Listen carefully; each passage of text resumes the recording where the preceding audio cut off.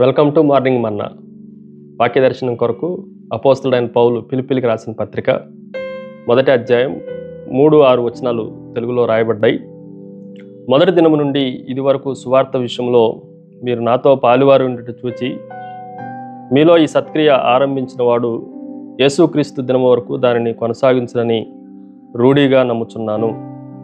మరొకసారి దేవుని వాక్యంలో నుండి 4 శ్రేష్టమైన విషయాలు మనం గ్రహించాలి. నెంబర్ 1, మొట్టమొదటిది, ఇట్ ఈజ్ ఏ కమెన్స్మెంట్, ప్రారంభము. ఈ సత్క్రియను ఆరంభించిన వాడు అని రాయబడింది. సత్క్రియ అని మనం జాగ్రత్తగా ఆలోచన చేస్తే యేసుక్రీస్తు ప్రభువుని ఎరగటమే మనం చేసే గొప్ప క్రియ, మంచి క్రియ, సత్క్రియ. రక్షణ మరొక సత్క్రియ. దేవుని కొరకు మన జీవితాలను అర్పించుకోవటం మరొక క్రియ.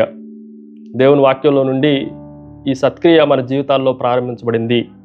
ఈ విషయాన్ని మనం జాగ్రత్తగా గ్రహించాలి.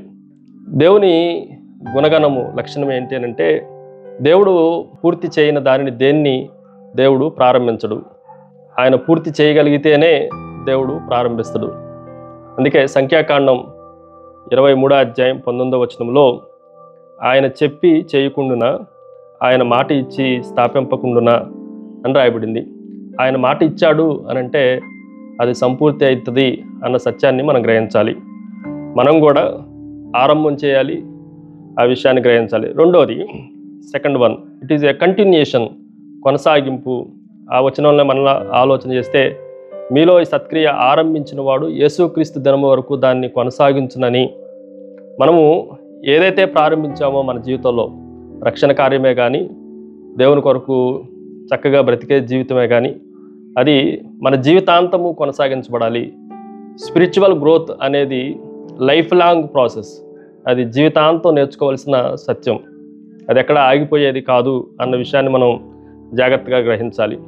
ఎంతవరకు కొనసాగాలి అని అంటే, క్రీస్తు స్వారూప్యం మనలో ఏర్పడేంతవరకు, క్రైస్ట్ ఇమేజ్ మనలో వచ్చేంతవరకు దానిని కొనసాగించాలి.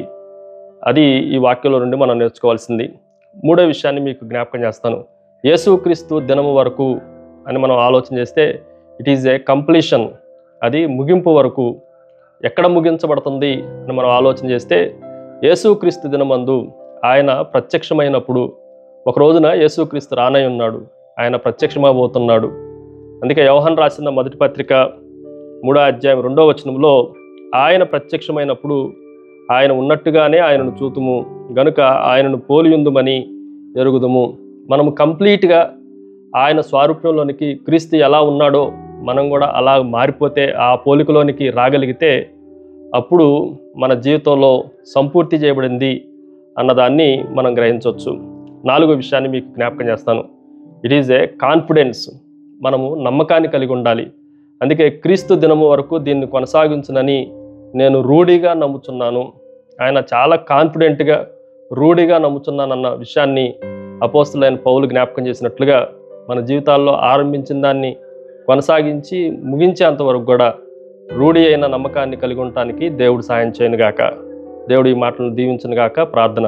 సకల ఆశీర్వాదములకు కారణభూతులకు తండ్రి, మాలో సత్క్రియను ఆరంభించారు, అది ముగించేంతవరకు నమ్మకత్వాన్ని మాలో కలగజేసి మహిమ పొందమని యేసుక్రీస్తు నామమున అడిగి వేడుకుంటున్నాం తండ్రి. ఆమెన్. God bless you.